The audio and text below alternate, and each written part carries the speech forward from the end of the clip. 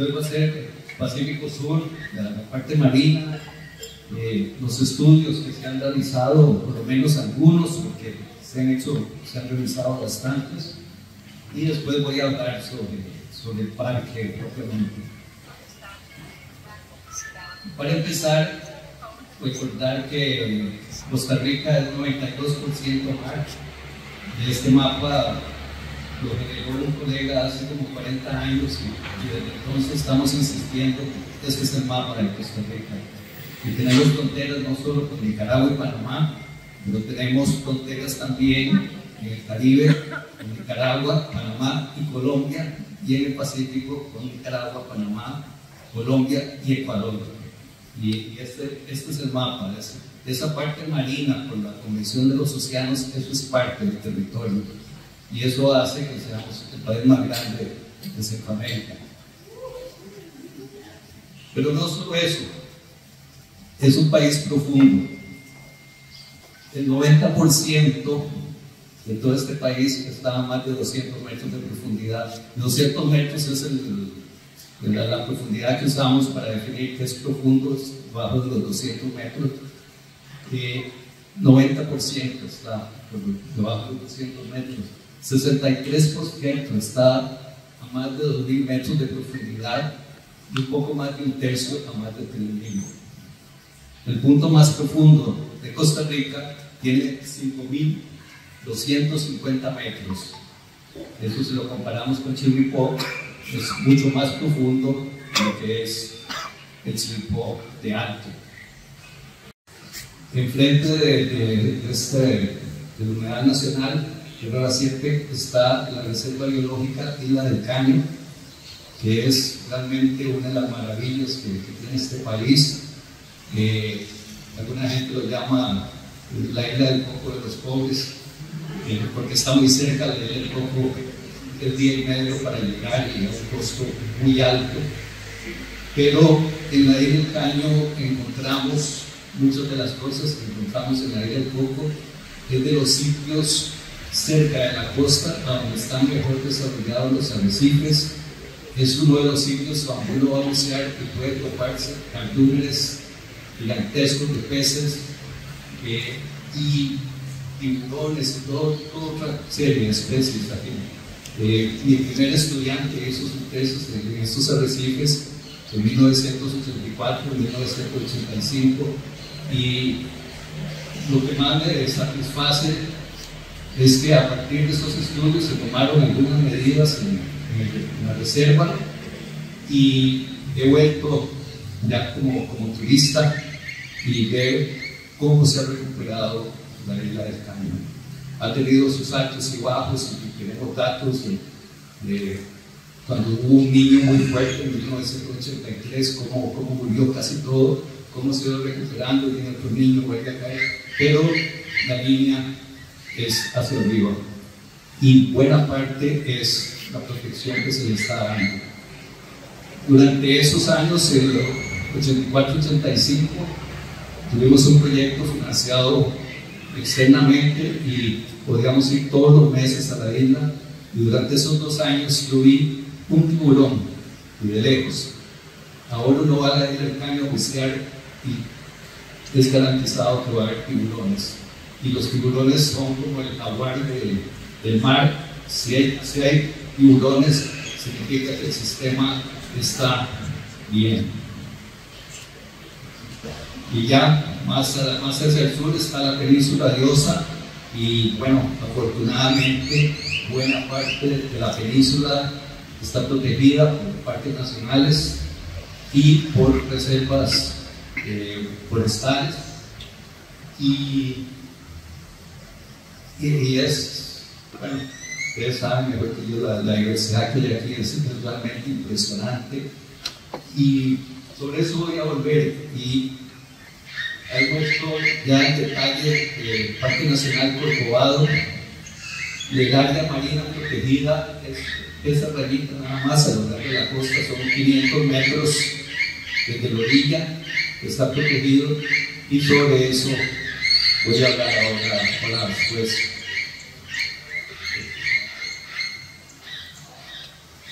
Y Otra de esas maravillas del país, por supuesto de Osa, es el Golfo Dulce.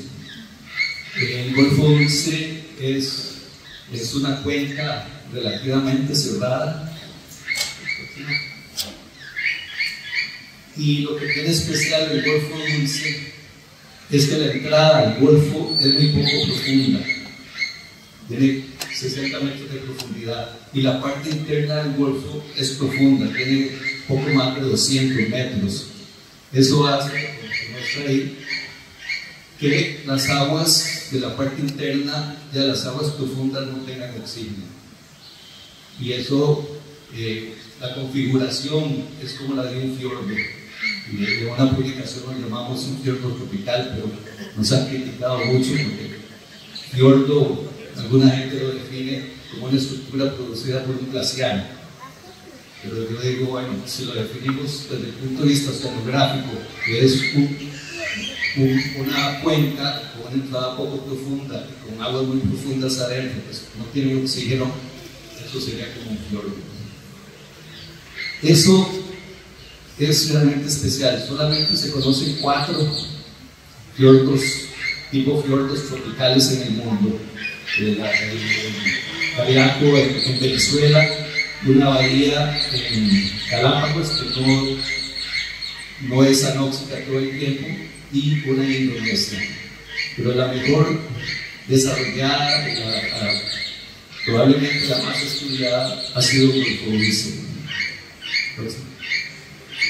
Y Golfo Dulce, bueno, además de esa característica, el fiordo tropical, tiene una megafauna realmente impresionante. Ahí encontramos ballenas, tortugas, delfines, y otra anécdota, empecé a trabajar aquí en el Golfo Dulce para mi tesis doctoral en 1989, 1988, 1989, y en esos 2 años y en los siguientes 10 años nunca vimos una ballena, muy rara vez se ve un delfín, y los arrecifes estaban en muy malas condiciones en ese momento. Se ha dado una recuperación significativa en los bosques alrededor del Golfo, y eso ha repercutido en una mejora de las condiciones del agua en el Golfo y todo lo que vive ahí en el Golfo. Lo que vimos es que hay muchísimo frente a toda la península de Osa, frente a Corcovado, hay toda una riqueza. Ahí se ve en la piedra a la izquierda abajo, las piedras están totalmente cubiertas de abanicos de mar, de diferentes especies,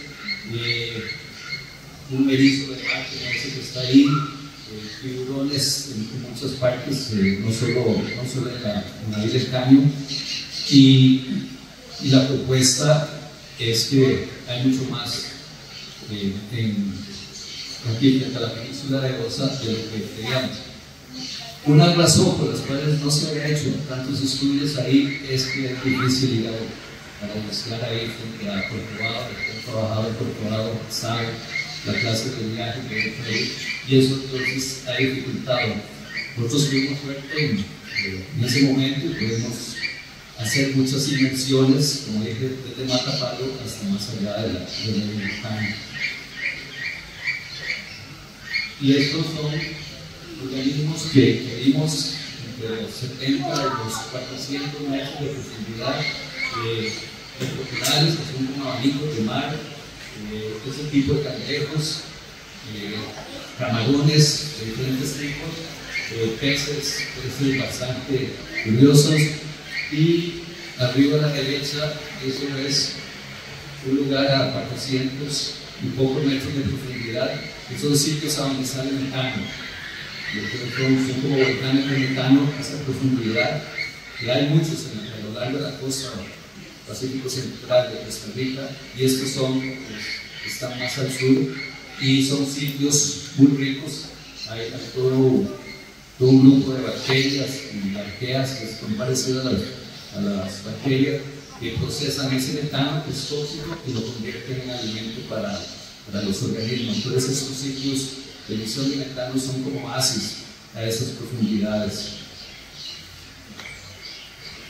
Y bueno, en esa expedición se aprovechó para ir a dar conferencias y trajimos al doctor Carlos Miller, que hizo ese lugar de debate y con todo hace poco lo reclutaron otra vez. Entonces también un poco para dar a conocer lo que hay aquí en la región.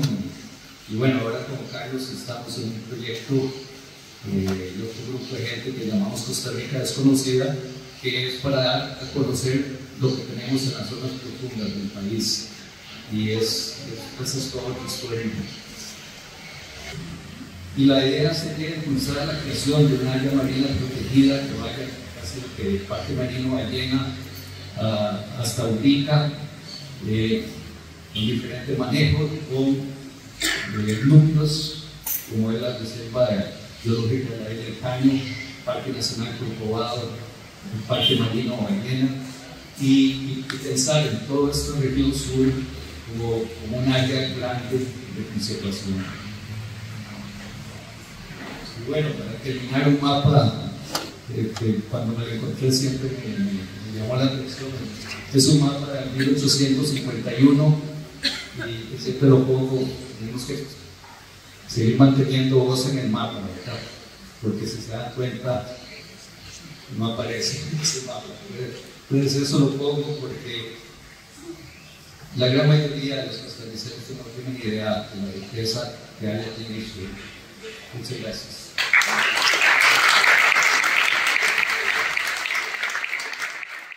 Como pueden ver ustedes, el turismo y la actividad humana, existe evidencia a lo largo del mundo de que esto impacta las poblaciones, el comportamiento, y eso a largo y mediano plazo tiene un impacto muy fuerte que se ve traducido en una baja de las poblaciones. Aquí nosotros a nivel global podemos ver algunos casos donde existe evidencia empírica, o sea, datos que nos dicen que esto está sucediendo. Entonces es sumamente importante que nosotros nos enfoquemos en esto. Y algo importante es hablar con información, con datos.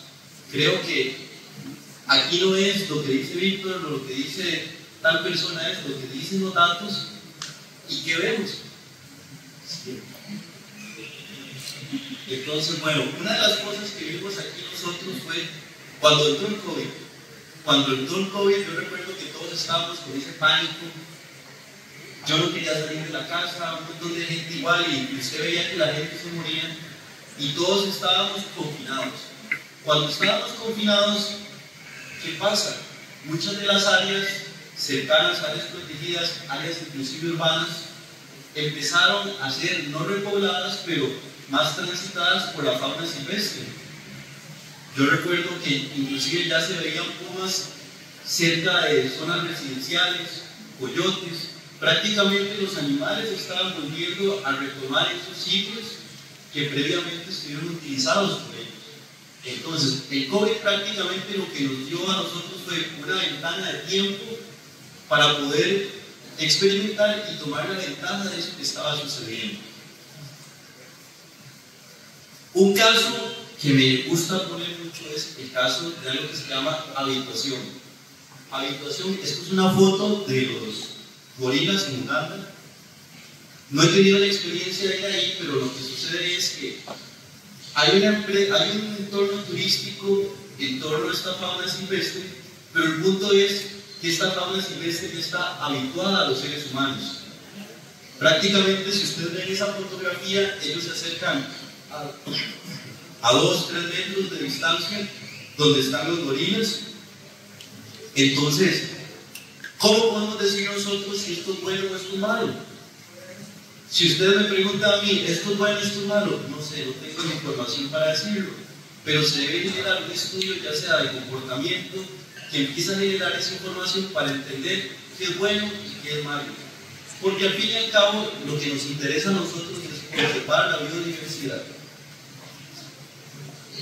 Para tener un ejemplo de esto, tenemos el Parque Nacional Corcovado, que tiene una visitación de 69.572 turistas al año, y prácticamente de estos el 55% vienen aquí directamente al Parque Nacional Corcovado, y hablo de eso, Sirena.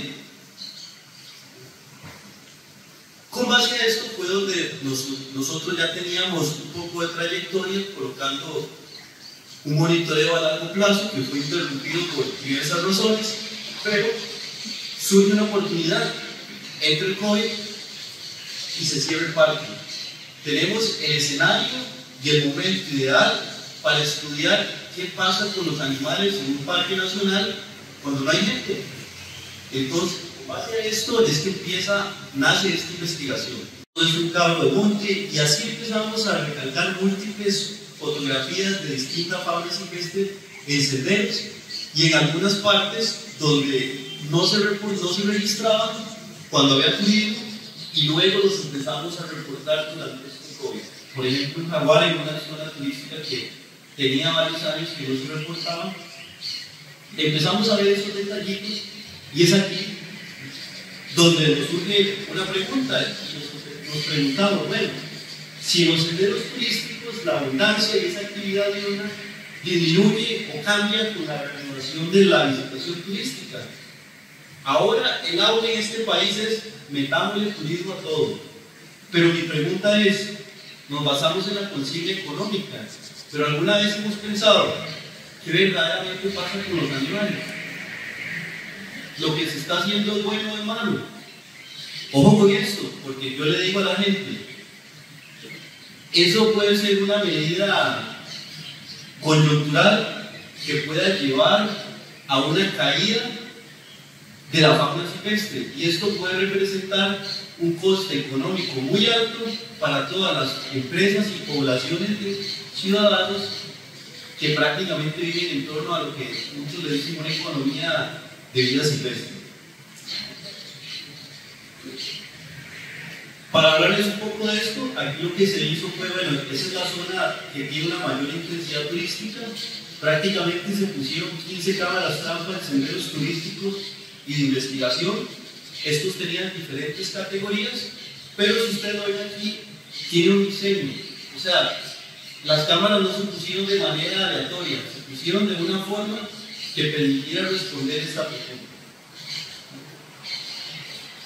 Para llegar a hacer esto, prácticamente tomamos estos registros fotográficos. Estos registros deben ser estandarizados e interpretados para que sean comparables.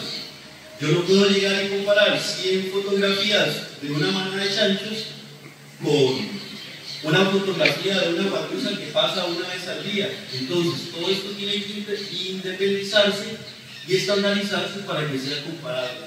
Entonces, esto fue lo que se hizo acá para obtener la abundancia relativa o el índice fotográfico, y posteriormente poder calcular los patrones de actividad. Como resultado de esto, se hizo un esfuerzo de 2.312 noches trampa, para lo que se obtuvieron 5.569 capturas independientes.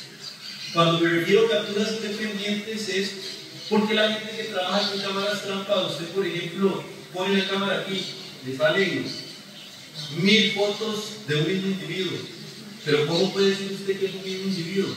No lo puede decir, pero al mismo tiempo yo tampoco puedo decir que eran varios. Entonces la forma que se estandariza es siguiendo sistemáticamente la forma de clasificarlos a lo largo de todo el periodo muestreo, y eso es lo que nos permite tomar estas decisiones. Algo muy interesante de esto es que nosotros metimos también los seres humanos como una variable de una actividad que pudiera afectar también a la vida silvestre. Como pueden ver aquí ustedes, esto es una tabla en la que se muestra ese tipo de sendero. Si ustedes ven para la guatusa, eso tuvo un efecto significativo. Para el bisote también, y para lo que era el tinamú. Entonces, para estas especies que ustedes ven acá, prácticamente el COVID no les afectaba. Lo que les afectaba era el tipo de sendero. Si era un sendero de investigación, o si era un sendero de tránsito turístico, a ellos los afectaba. Prácticamente muchas variables que no se midieron, pero eso tiene que ver acá. Y por ejemplo, si lo vemos con el COVID, fue interesante. Con los seres humanos prácticamente cambió totalmente. Habían varias especies, había 3 especies en particular que encontramos evidencia estadística de que fueron afectadas por el cierre de COVID en el tipo de sendero. Y prácticamente uno era el tepescuitle, el salino y el gras, ¿cómo se llama? El paote.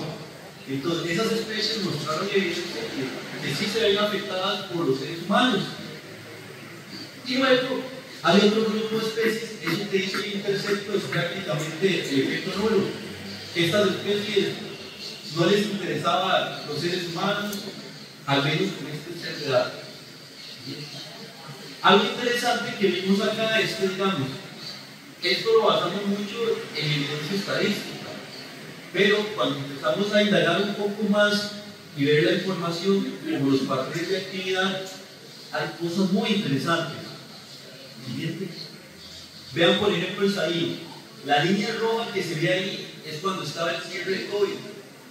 Prácticamente, si ustedes ven ese gráfico, se ve que la intensidad de la actividad del salino cambia bastante. Entonces, ¿cómo si gente afecta? Sí afecta.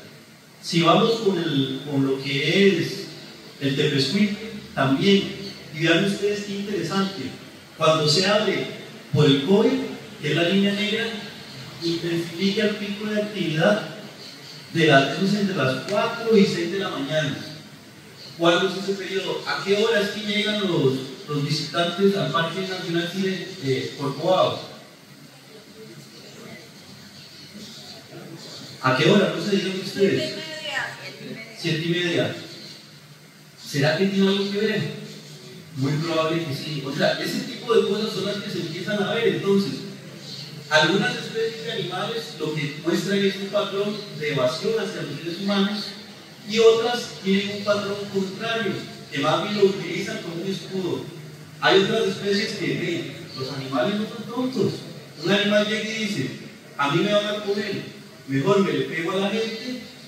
Es como una especie de escudo porque entonces un depredador no va a intentar comerse un animal cerca de donde está la gente. A veces pasa, ¿eh? Pero son casos aislados, pero se reducen los casos. Entonces, ¿qué pasa? El efecto del turismo es diferenciado por especie. No podemos pensar en que lo que le hace malo a un jaguar le va a hacer malo a una guatusa.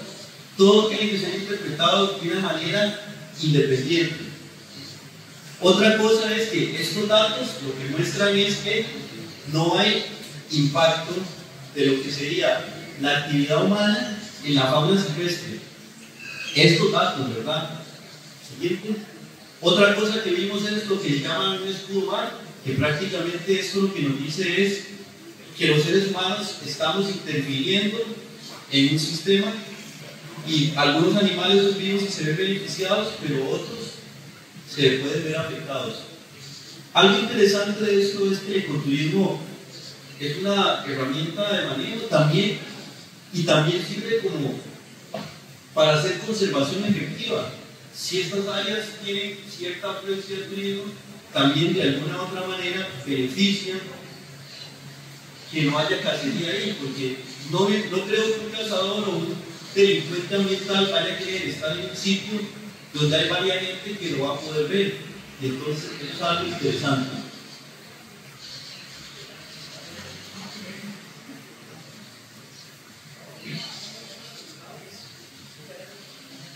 Otra cosa también que vimos es que, digamos, la vida silvestre está habituada a lo que son los turistas, y esto es un área muy pequeña del parque.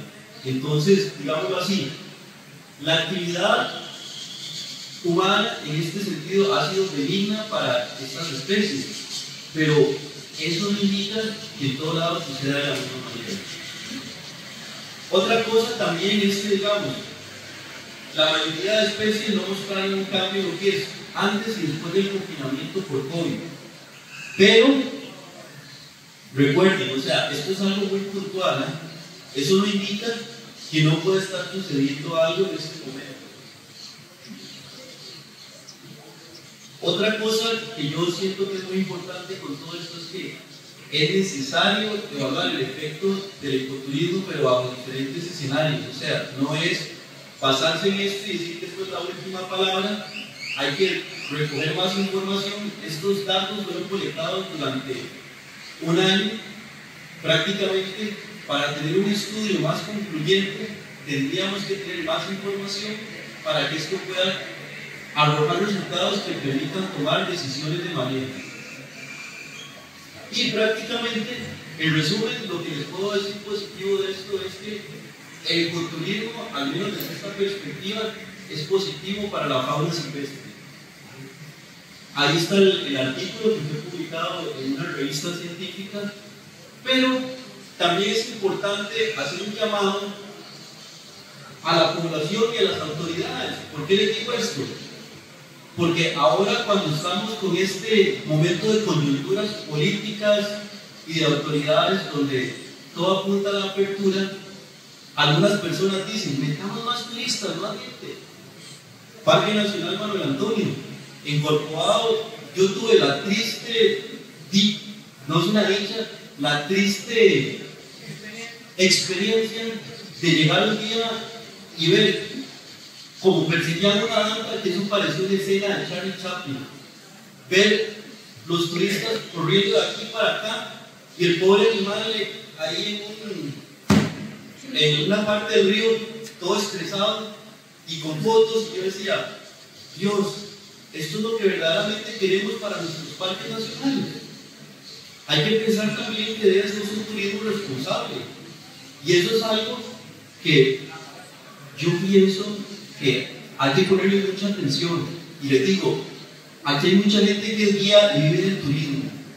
Si nosotros dejamos que Corcovado se nos vaya al carajo, igual que muchos otros parques, no van a tener salario, no van a tener un modo de vida. Los turistas vienen a Corcovado por su vida silvestre. Cuando no la tengamos, no van a tener por qué venir. Y eso es sumamente importante tenerlo en cuenta. Nosotros debemos empoderarnos y pensar: los parques nacionales son nuestros, de nadie más, y son fuentes económicas para las poblaciones. Ya para cerrar esto un poco, yo nada más les digo: Corcovado es como una copa de agua. Si usted esa copa de agua le pone más agua, va a llegar un momento donde el agua se va a derramar. Esa agua que se derrama va a mojar otras áreas circundantes. Y esta analogía la vemos con las poblaciones silvestres. Si no cuidamos Corcovado y se nos muere, no va a haber nada que ver después, ni dentro de Corcovado ni fuera. Entonces, es de suma importancia que nosotros, tanto la parte científica y las organizaciones no gubernamentales, verdaderamente nos metamos en esto y le ayudemos al SINAC. Creo que entre todos se puede trabajar, pero la cuestión es que no podemos vernos como enemigos, porque lo que yo diga es diferente a lo que usted quiere escuchar. Creo que eso es algo que nosotros debemos interiorizar y pensar, porque al final los que nos vamos a beneficiar somos todos. A mí me conviene que la empresa turística que vende tours le vaya bien. Me interesa que los guardaparques tengan su trabajo también conservado, y a mí me interesa también que yo pueda estar aportando información que contribuye a esta conservación. Entonces, ese es mi mensaje. No quiero ser polémico, pero creo que es algo que algunas veces es bueno poner las barbas en remojo. Y bueno, muchas gracias a todos.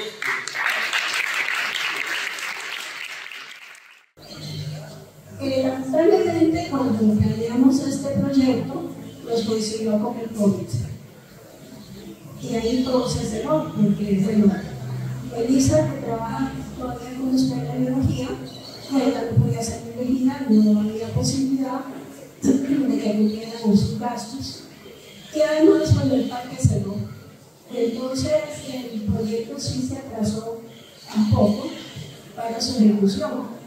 Lo que hicimos fue como correr un poco las actividades y cuando no podíamos venir aquí al parque, pues nos dedicamos a hacer una revisión de muestras del barrio del Museo Nacional, que ustedes saben que alberga ahora todas las recolectas que se hicieron en el Impío, están en el Museo Nacional, y en la época que el Impío estuvo funcionando, ellos recolectaron muchas muestras y cuando fue ella la que recolectó todo lo de esta zona encargada de recolectar fue ella.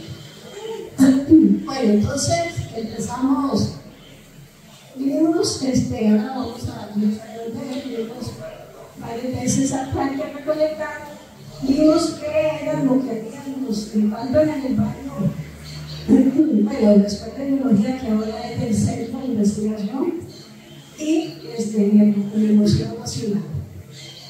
Al final hicimos pues, una selección de fotos para ir montando la guía.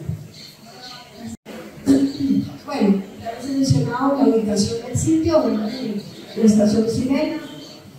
Visitamos diferentes senderos, pero había algunos que no se podían encontrar, estuvieron cerrados. Y conectamos entonces en aquellos donde era posible reconectar. Hicimos 2 visitas, una el 21 y el 22.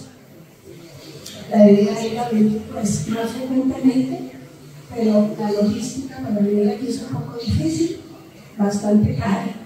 Los costos son altos. Bueno, la universidad sí cubría parte de los gastos para mi visa. Yo como estoy pensionada, pues a mí me lo suplía la Fundación Canaliza, ¿no? O sea, la Fundación mía era que cubrió mis gastos. Entonces yo no tenía problema en venir, pero la universidad tiene así ciertas limitaciones. Bueno, como les decía, recolectamos en varios sustratos, en madera, en el suelo, en hojarasca. Las muestras se recolectaban con cuidado, se llevan al laboratorio y luego algunas se recicladas y transportarlas a la Universidad de Costa Rica para trabajar en identificación. Bueno, ustedes tienen que considerar también que los micólogos estamos en vía de extinción, sobre todo los taxónomos. Casi no hay taxónomos en el país. Son muy pocas las personas que se dedican a la identificación de ojos. Bueno, en biología, cuando solo quedó Elisa, en un momento como mencioné, solo tenemos una especialista en taxonomía de hongos. En la Universidad Nacional, que yo conozca, no hay un taxónomo en hongos. Hay un señor que trabaja, pero su especialidad no es micólogo realmente. Entonces, en la identificación todos los hongos se basan en nosotros dos y hay especialistas que contactamos en el centro, que nos ayudan a identificar. También, bueno, ahora se cuenta con la facilidad de hacer secuenciaciones moleculares y eso nos ha ayudado a identificar las especies. Es un costo, digamos, adicional en la investigación y no es barato tampoco hacer biología molecular, pero se ha tratado. Teníamos muchas fotos, pero no todas las fotos son como para una guía. Así que eso hay que seleccionarla. Si ustedes van a hacer una guía, las fotos tienen que ser lo más claras para que una persona que no conoce de hongos y lo encuentre en el campo pueda identificar. Así que la selección de las fotos pues, es un poco difícil. Lo siguiente.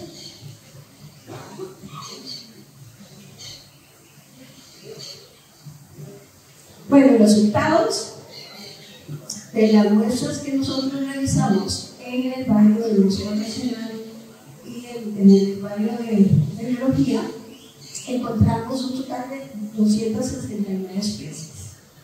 Aquí hay que aclarar también que muchas de las especies, o muchas de las muestras, están identificadas solo a nivel de género. O sea, la mayoría no tienen especie. ¿Por qué pasa eso? Bueno, porque ella nos puede contar, ella venía todos los meses a recolectar, que eran cualquier cantidad de muestras de todos los grupos biológicos, se las llevaban en vivo, se procesaban y se guardaban, porque tampoco en el envío había gente que podía identificarlas. O sea, esas muestras quedan ahí hasta que venga alguna persona especialista en ese grupo y las pueda identificar. Al pasar todas esas muestras al museo, quedaron iguales. Hay muchas que no tienen nombre específico.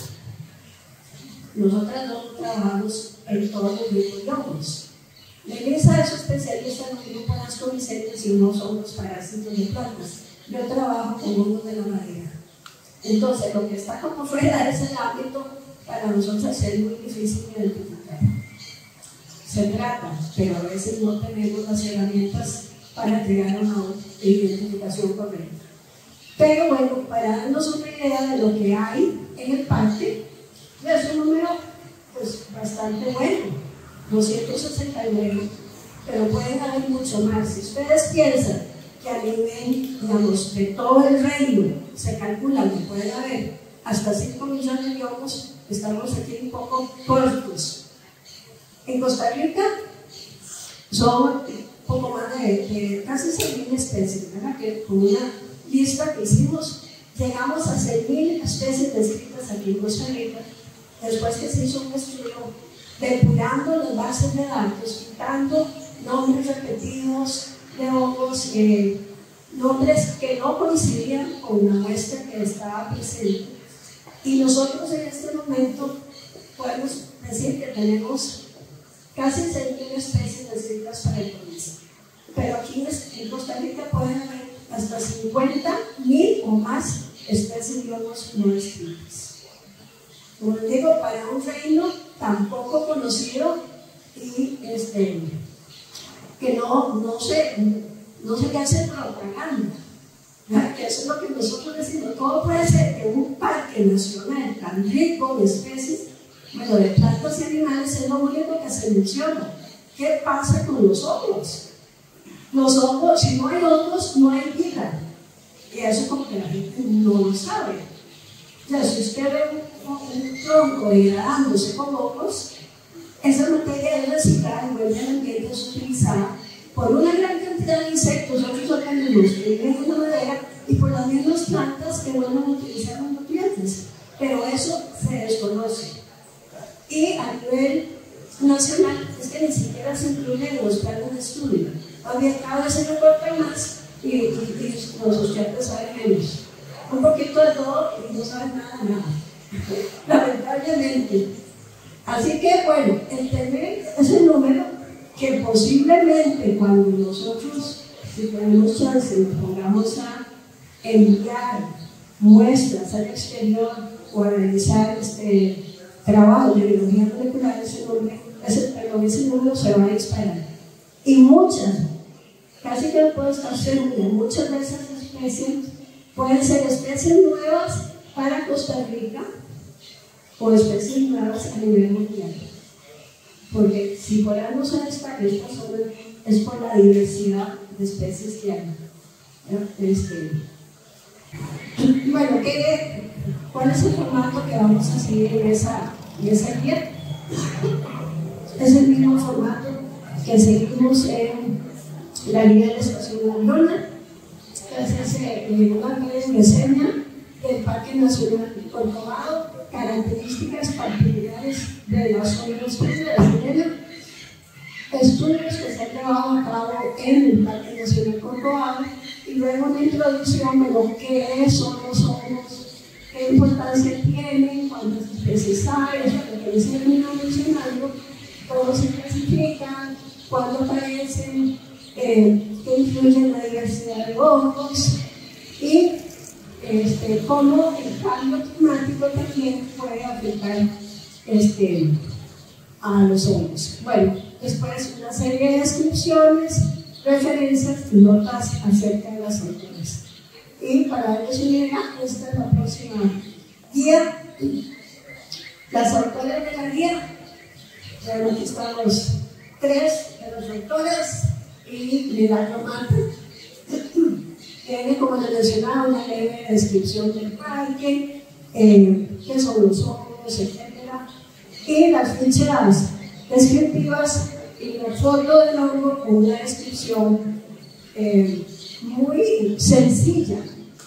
Recuerden que esto no es una guía para especialistas, sino para gente como que no sabe nada de hongos y que quiere ir a los senderos y lleva esta guía y diga, mira, es que me parece esta cosa y me parece otra. Y en esa forma también yo creo que podemos colaborar para lograr conocer un poco más de los hongos que se encuentran en la zona. Así que los invito a estar atentos para los que les interese a esta nueva guía. La de Marilona, bueno, está con agotada, pero se va a sacar de nuevo. La editorial va a incluir una nueva edición de esa guía. Es una guía de los hongos también de nota a los que les gusta ir a zonas altas, son muy diferentes los hongos de zonas altas, y esta sería una tercera guía. Mi nombre es Alejandro Azotey, soy guardaparque. Un guardaparque haciendo investigación, pienso que es importante, ¿verdad? Hoy quiero hablarles un poco sobre el trabajo que hemos venido realizando a través de estos 13 años con huellas y fototrampeo. Pienso que es algo muy importante, ya que hemos logrado tener buenos resultados en estos 13 años.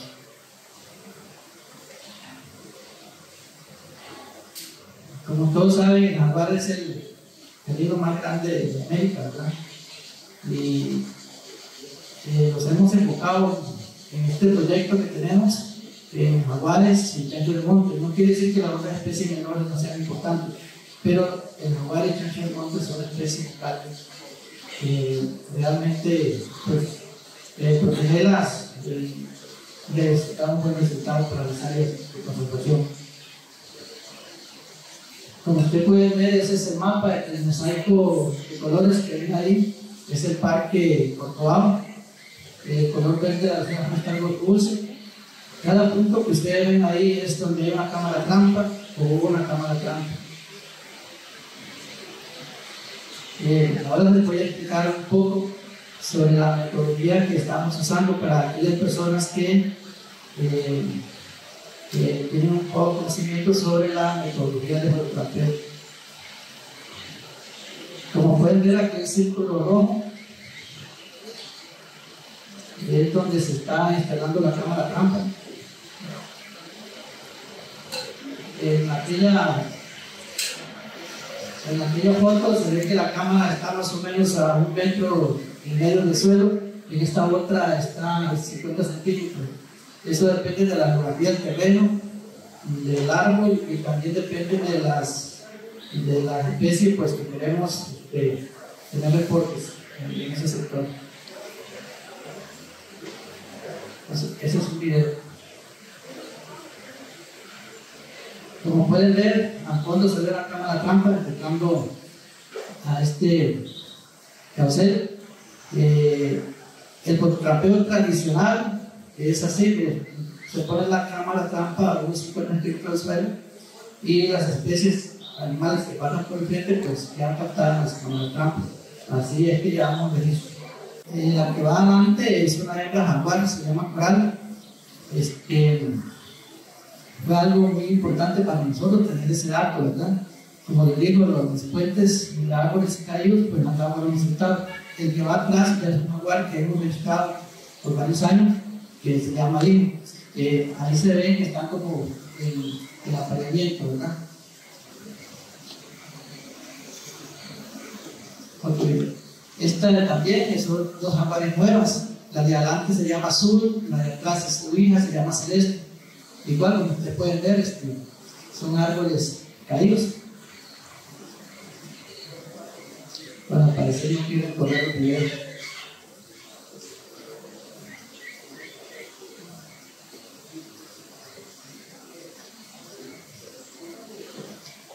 Ok,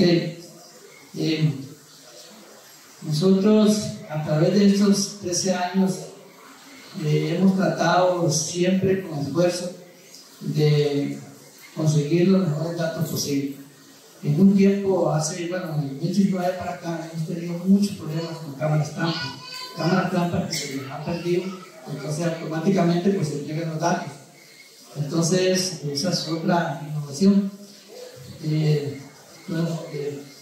Decidimos un día, pensando con él, una compañera que ya no está conmigo, ¿verdad? Poner cámaras en los árboles, no para los animales arborícolas, sino para árboles terrestres, para animales terrestres. Esto nosotros lo garantizaba la integridad de las cámaras y también que no se perdieran los datos en lugares críticos de casa o de minería o de arte. Esto pues nos ha ayudado mucho a nosotros y ha elevado mucho los registros de fauna y flora. Como ustedes pueden ver, se pueden apreciar bien el jaguar, se puede identificar, igual como chanchos, tantas, gatuzas, todo lo que pasa por ahí a 8 metros de distancia es captado por la cámara trampa y realmente funciona. Ese es otro jaguar, bueno, el mismo, pero en otro árbol.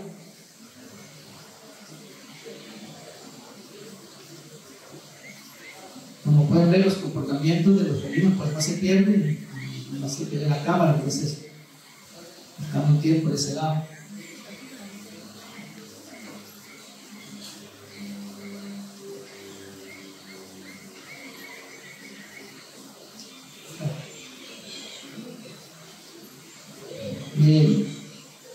También hemos logrado identificar más de 17 jaguares. Bueno, para los que no saben, los jaguares se pueden identificar por los manchos, por los ojos, uno del otro. Entonces, en este caso, hemos logrado identificar varios. Esta vez se llama Pili, es una jaguar. Aquí está Champer y este se llama Hijo. Como pueden ver,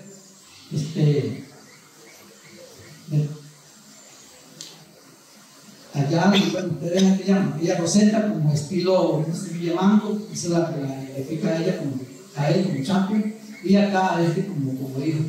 Entonces, hemos logrado tener una lista de jaguares y lo probamos bastante buena, a pesar que llevamos muy pocos años monitoreando, porque para tener un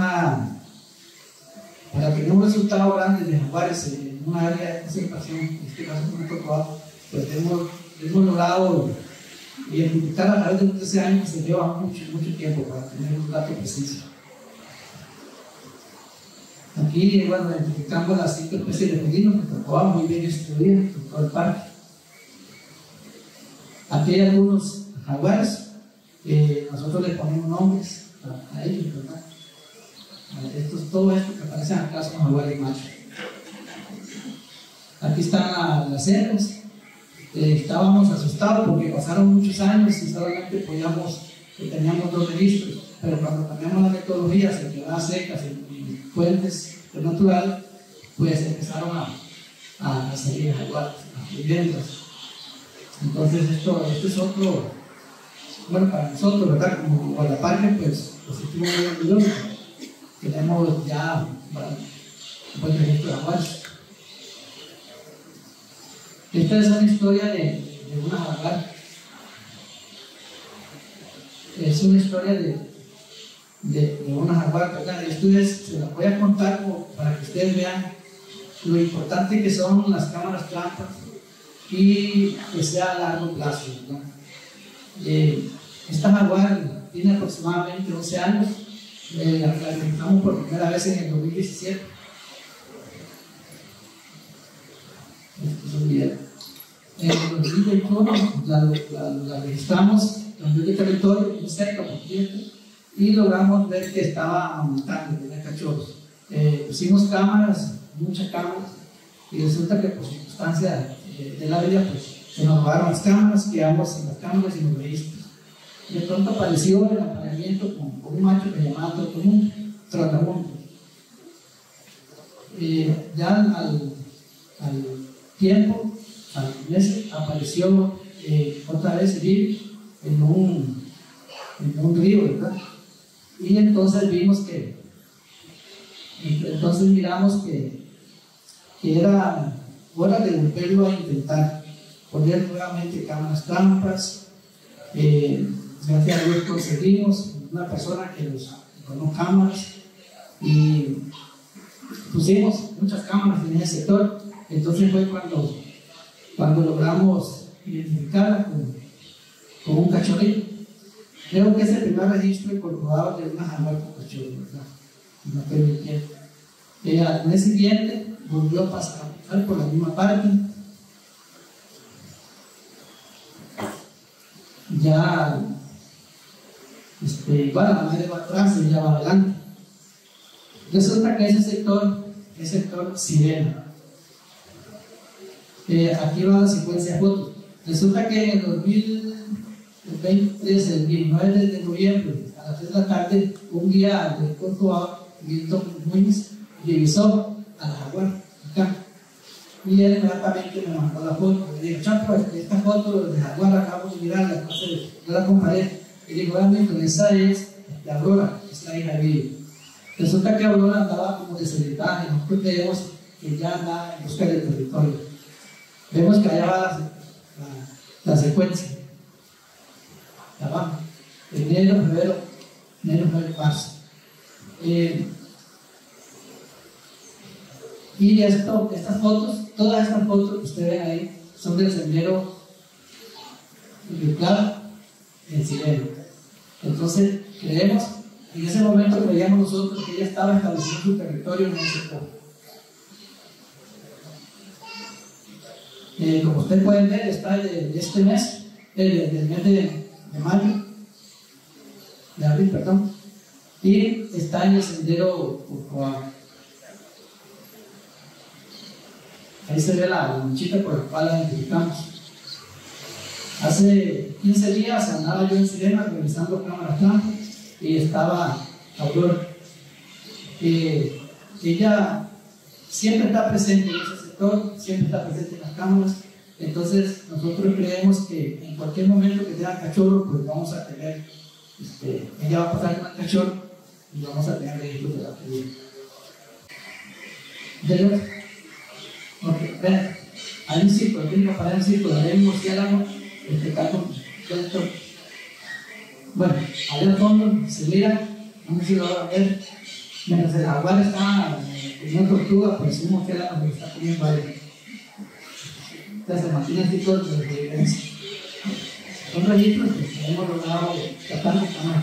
Eso es muchísimo más, miles más, ¿verdad?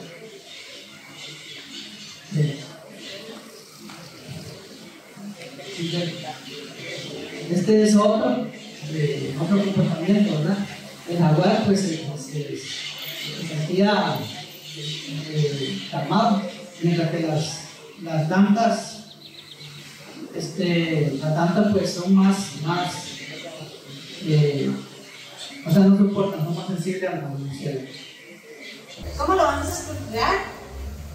Vamos a ver algunas investigaciones sobre qué ha ocurrido antes, ¿verdad? Esa historia, el que sabemos, el qué ha hecho la organización y el qué está haciendo la organización y qué busca elaborar. Un poco de la historia de la investigación de la península. Algo muy interesante fue que en diferentes periodos nos pusimos a hacer una búsqueda en internet a ver qué estaba publicado.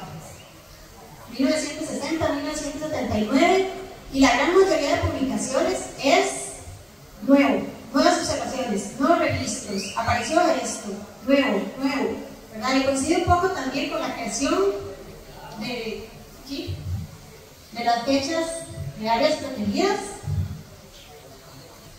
Nos movemos del 80 al 2000 y ya empieza a sonar el ecoturismo, ¿verdad? En esa gran búsqueda y eso como interés de lo que se está estudiando en ese momento, empieza a sonar ecoturismo, empieza a sonar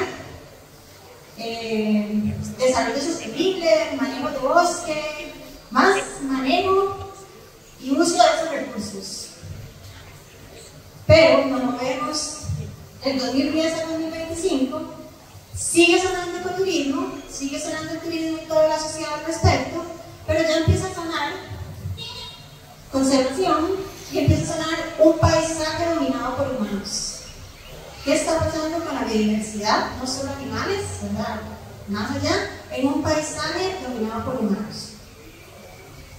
Y bueno, ¿qué está pasando? Parte de esas investigaciones es lo que está diciendo. ¿Sí?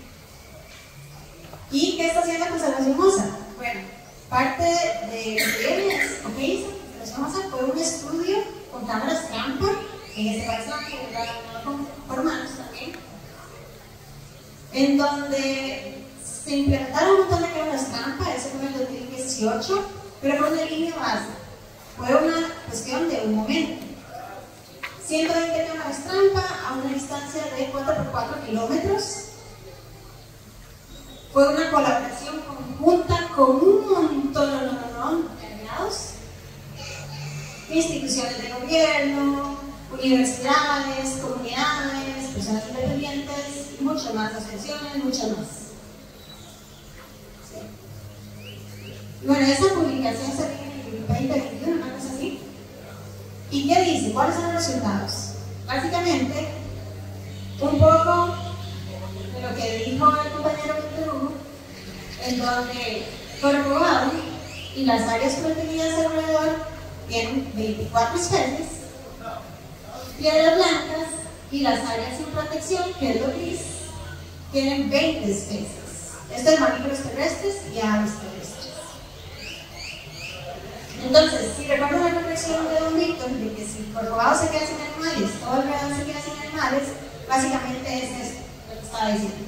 Que Corcovado funciona como una fuente para esos otros espacios, para esas otras áreas protegidas. Esas otras áreas protegidas se le están llamando como un sumidero. Protegidas son protegidas, pero bueno, permanentes de bosque fuera de. Hay algunas especies, aquellas más dependientes de bosque, como el jaguar, el chancho de monte, la danta, en las que igual están funcionando como esa fuente, pero a sumideros mucho más cercanos, no sumideros más lejanos, no sumideros, no a piedras blancas, ni más lejos. ¿Quiénes son los grandes ganadores en un ambiente más perturbado? Tenemos el mapache, tenemos el cerro pelón, el armadillo. Eso es porque tuvieron esa curva mucho más pronunciada, ¿verdad? Y ahora, si nos vamos a los grandes perdedores, que eran los que dominaban en un ambiente saludable y se fueron tuvieron una curva muy pronunciada en un ambiente más alterado, esos serían los grandes perdedores, donde tenemos el chancho de monte, el jaguar, la danta, puma, el depredador, cabra monte, y si seguimos en esa lista, ahí seguiría el telescuincle. Entonces, como se ve, también la gran mayoría de estos son animales más dependientes. Bien. Además, se crearon mapas, puntos calientes. Entonces, esos puntos rojos en los mapas es como que hubo más observaciones. Tenemos especies que en su gran mayoría se encontraron únicamente en la seguridad del área protegida de Corcovado, como el jaguar y el chancho. Hay especies donde empezaron a mostrar puntos más variados fuera de Corcovado, arriba la banda, muy común ya el braque, por el lado como del tigre, y el jabón, un área muy caliente por ahí, o sea, con muchas plantaciones y muchos registros como cerca del rancho. Sí. Y con esto poder tener un ecosistema resiliente, y es por lo que se busca conectar desde la montaña hermana. Muchas gracias. Buenas. Mi honor estar aquí. Gracias a COSA por invitarme. Y por otro lado, pues, me emocionó mucho escuchar los charlas de los compañeros, porque me ayuda a entender muy bien la importancia del Parque Nacional 3, o sea, incluyendo la parte cuántica, porque Corcovado, como dijo una compañera, ha sido como el núcleo de eso. Entonces, yo no que voy a hablar de una investigación, hay muchos. Y los compañeros han hablado de investigaciones muy importantes. Pero lo que sí voy a hacer es acerca de cómo fue, por qué existe, por favor, que fueron esos montón de obstáculos, de problemas, de enredos que pasaron antes de su creación en 1975. Entonces empezamos. Les enseño en un viaje que hice con Mario Bosa, a punto de crear el parque. Mario, que fue el primer director y como el padre con Álvaro Gálvez del sistema de parques nacionales. Y puede ver Mario ahí, que sostiene un árbol de ceiba en Corcovado.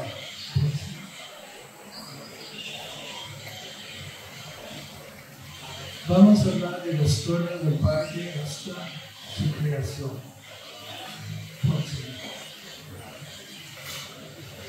Yo llegué al país por segunda vez a los 21 años. Vine como el objetor consciente de la guerra en Vietnam. Entonces me tocó ser voluntario del Cuerpo de Paz. Mario, en este momento, aquí está Mario. Y aquí está el padre de Mario Reyes. Vine con un grupo de 12 otros voluntarios y duplicamos la cantidad de empleados que había en ese momento en el Departamento de Parques Nacionales. Imagínate. Mario era un vivo, él sabía que era una forma de seguir adelante con los parques. Entonces, nos tenían para trabajar. El trabajo suyo va a ser encargarse de los estudios referentes a nuevas áreas para parques y reservas en el país. Casi el cargo de terror, al decir eso Mario. Entonces, su trabajo consistirá en hacer un inventario de todo el país buscando áreas con características excepcionales, porque en ese momento solo estaba el Parque Nacional Coas, el Parque Nacional Cordillero, el Monumento Nacional Cobija y el Parque Nacional Santa Rosa. Entonces, hay biólogos. Entonces Mario dijo, no hay problema. Yo le voy a tocar próxima.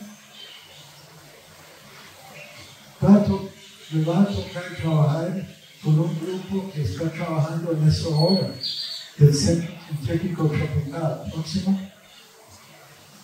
Entonces me mandó así a los 300 metros estaba el Centro Científico del Departamento de Parques Nacionales a trabajar con el doctor Leslie Holder, el doctor Joseph Tosi y el doctor Alexander Scott. Scott era difícil de pescar porque estaba en su finca ahí por San Isidro de General, los casinos. Entonces, eso más bien es Luis Porera cuando subimos a Monteverde. Y eso es Tosi en su velero cuando íbamos en el caño y los islas del Golfo. Y eso fue el viaje que hizo Alexander conmigo a Gandoca, Manzanillo. Entonces, en total, me mandaron a visitar 26 áreas potenciales. Y me dieron una moto. Atrás. Una más. Ok. Ok. Me dijeron, vaya.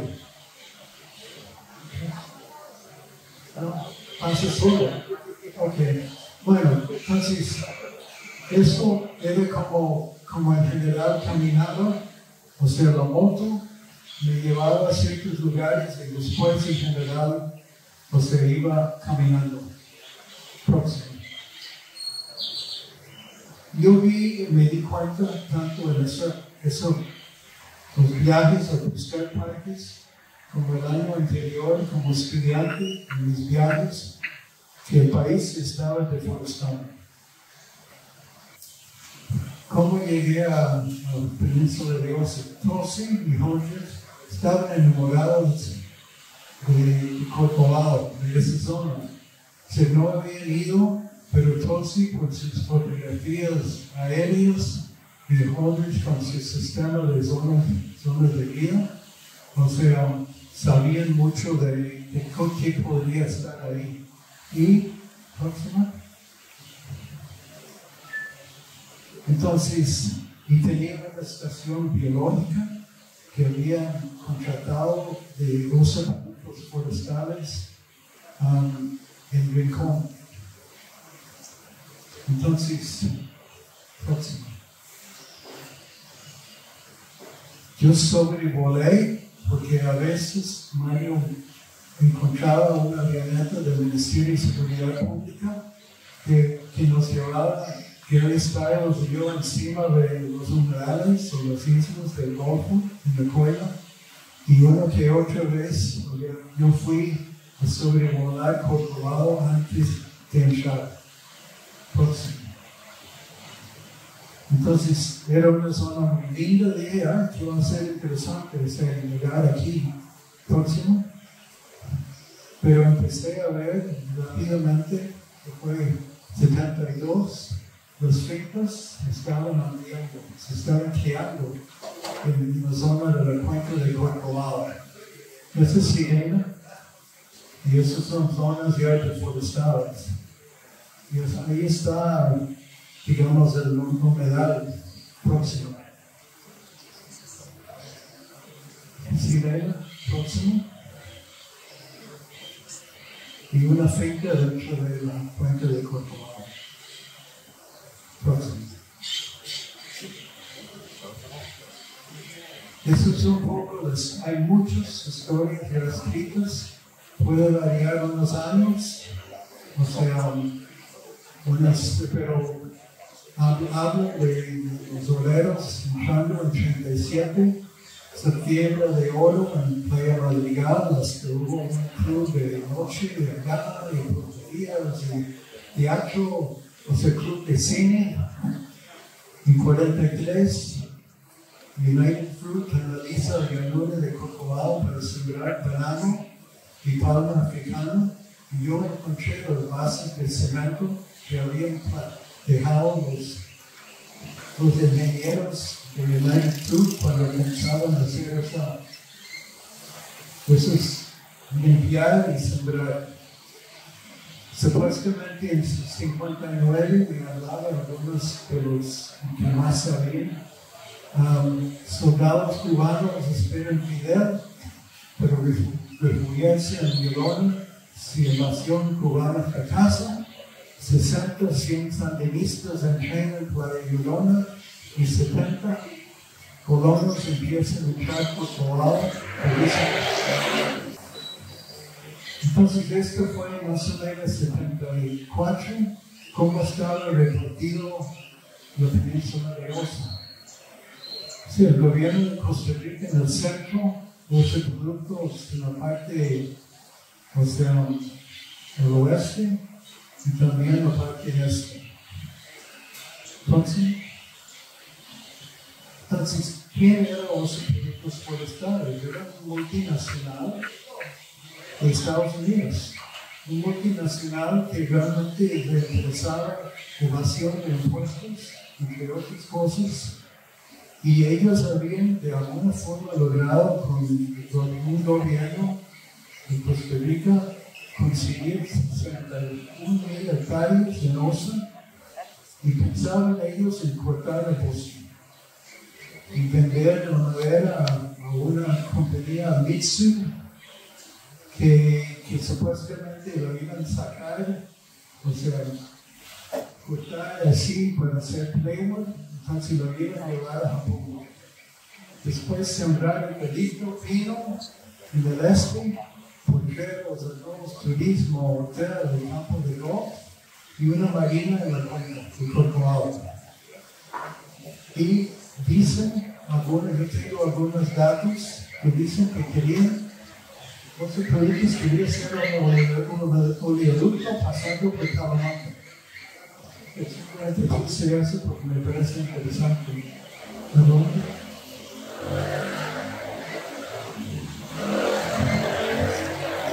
¿Qué fue la ecología humana en 70, 71 en la cuenca de Corcovado? 1.800 hectáreas cultivadas, 100 familias, entre 1 y 20 años, préstamos bancarios para comprar terrenos en Osa. Y mucha gente vendía, no vivían dentro de su propiedad. Sino mucha agricultura por subsistencia, arroz, maíz, frijoles, frutales, bananos, etc. Cerdos, ganado, marihuanas, cacería de especies silvestres y pesca. Más de la mitad de las familias tenían rifles y perros de cacería. Manadas de 10 a 80 chanchos domésticos estaban liberados, o sea, por los dueños, y ellos se mezclaban a veces con las manadas de chancho de monte. Les costaba a veces recogerlos y llevarlos al mercado, que a veces llegaban botes por puntos azules, era uno de los sitios. Porque costaba demasiado llevarlos, digamos, al otro lado de la península, como tuvieron que hacer con los 500 cabezas de ganado, o sea, no todos a la vez, pero llevaban poco a poco para ir ganando algo de dinero a los dueños. Tráfico aéreo, de emergencias, salud y contrabando. Bueno, Peña ayudó mucho en la creación del parque, pero estos puntos que tal vez les cuesta ver son las 100 fincas que existían como más o menos en 71, 72, 73 en la cuenca de Corcovado, muchos. Entonces, 11 productos forestales que tenía ese terreno en ese momento estaban abajo. O sea, ellos habían prestado o alquilado el rincón en el centro, o sea, estación biológica, o sea, y llegaban muchos cursos, o sea, de estudiantes de la Organización de Estudios Tropicales, que llevaban cursos allá, pero en general se quedaban en la zona. No salían mucho de Rincón. Y algunos científicos en 70 sabían de la importancia del parque. Jack Young, de la Universidad de Florida, estudiante de Hodges, promovía un parque, una reserva en Corcovado. Entonces, entre 71 y 74 yo visitaba Corcovado 3 veces, una vez con 2 colegas, una vez con Gary Stiles, 2 veces con Paulette y Adelaide Chavere y su esposa. Hicimos informes, yo escribí legislación con Josie Ugalde en el 75. Llevo Mario Bosa ahí, o sea, a Corcovado. Y en octubre, como mañana, o sea, se crea el parque, se decreta. O sea, y entro en octubre para Álvaro Ugalde y donantes de la Nature Conservancy. Y me tocaba escribir el plan de manejo, o sea, lo cual ustedes pueden encontrar online, que está disponible de la editorial de la Universidad Nacional. Ese fue el documento que mandó Jack Yoon y su estudiante Douglas Poole para buscar financiamiento, ayuda a la creación del parque en 73. Esa fue la estación biológica en Rincón, que el Centro Científico Tropical utilizaba o prestaba a la Organización de Estudios Tropicales por unos años para cursos y algunos estudios, en unos primeros estudios. Entonces, ese es Daniel Jansen entrando la estación en algún momento. Próximo. Eso ya lo vieron, ustedes conocen mejor que yo muchos de esos sitios, pero esos eran algunos de los sitios que iba reconociendo poco a poco. Recuerden que en ese momento no había carretera para salir a la Interamericana. Mi segundo viaje fue con Gary Stiles, un ornitólogo. Tomamos la misma ruta, pero cerca de Pavo, creo. No queríamos pasar por la casa de Marengo, entonces doblamos y encontramos mucha deforestación. Entonces entré, ¿cómo está pasando? Ok, atrás. Después entré 3 veces en la avioneta. No quería entrar por Sirena, porque era peligroso, porque poco tiempo antes habían matado a Willis Westbrook, entonces creían que éramos como policía de alguna forma. Entonces yo entré con Luis Correa y con el rey de Echeverría a Playa Yolanda, y eso fue mi tercer viaje.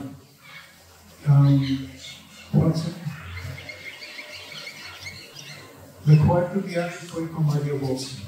Y sí entramos a la pulpería de Félix Arellano, o sea, Corcovado. Entramos también con Styles, pero en el tercer viaje entramos de nuevo, pero con Styles era caminando y con Bosa era ya en avioneta. Nos ayudó en ese momento un vecino de Corcovado que se llamaba Panamá, Mario y Chris, tratando de ver qué estaba pasando. O sea, en Corcovado para hacer un mapa, porque ya iba a ser nuestro guía. Llegamos, cruzamos el río Sirena, Mario ahí con el árbol de Seymour, que aparentemente desapareció. Próximo.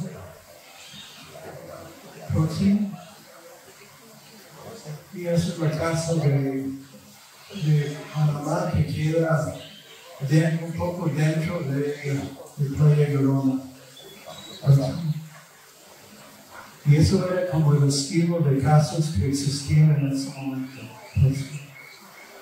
Panamá con su esposa o novia que vivía en esa casa. Y mucha gente tenía ya pegado a su casa un artículo de la revista La Libertad que demostraba que querían hacer un parque nacional. O sea, alguien se dio cuenta y decía a la gente: hay que luchar. Yo creo que tenemos echados con 12 productos forestales y su marina, pero ya tenemos que quitar a la gente del gobierno. Pero en ese viaje entramos fuera en Laguna Corcovado, Panamá, mostrando huellas de lantos en Yolillán. Pues Mario perdió la foto, pero lo vi. Y aquí está Mario de nuevo, próximo. Y ahí cerca de Arco, ahí Mario y y alargue al bañarlos de la catarata próxima.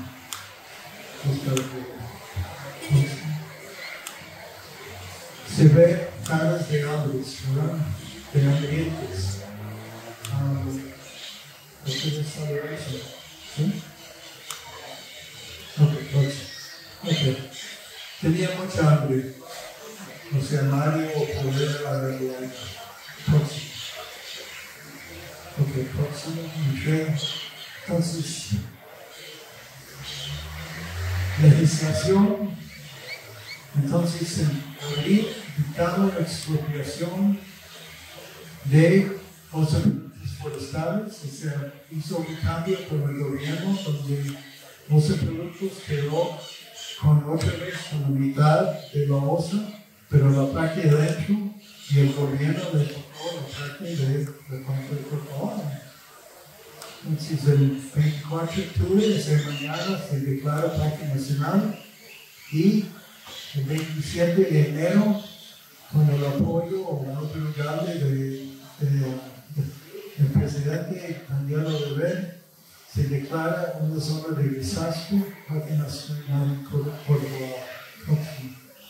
Ese es un evaluador de fincas que entró Parque Nacional Corcovado para ver qué estaban sembrando en los fincas. Se cansaron los 3 o 4 evaluadores que mandó Nico. Y en algún momento cuando entré ahí, vi a la gente sentada en una mesa y los dueños de los fincas entrando y diciendo qué tenía. Y hasta sembraban repollo y café. Entonces, así, y frutas. O sea, hay una lista larga de cosas que nunca hubieran aparecido, que eran posibles. Y empezaron el desalojo de los finqueros, sus familias y de pertenencias, incluyendo perros de casa, o sea, en 76.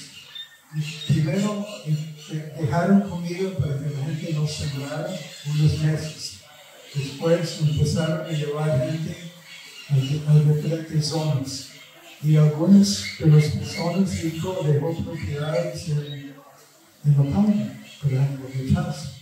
Y ustedes saben muy bien estas cosas. Y después otros simplemente recibían un plato próximo. Ya hablaron de la biodiversidad aquí, hay artículos, hay mucha información. Larry Gilbert, Universidad de Texas, Austin, que tenía una estación biológica allá, dijo lo que ustedes han visto en muchos lugares, online, etc.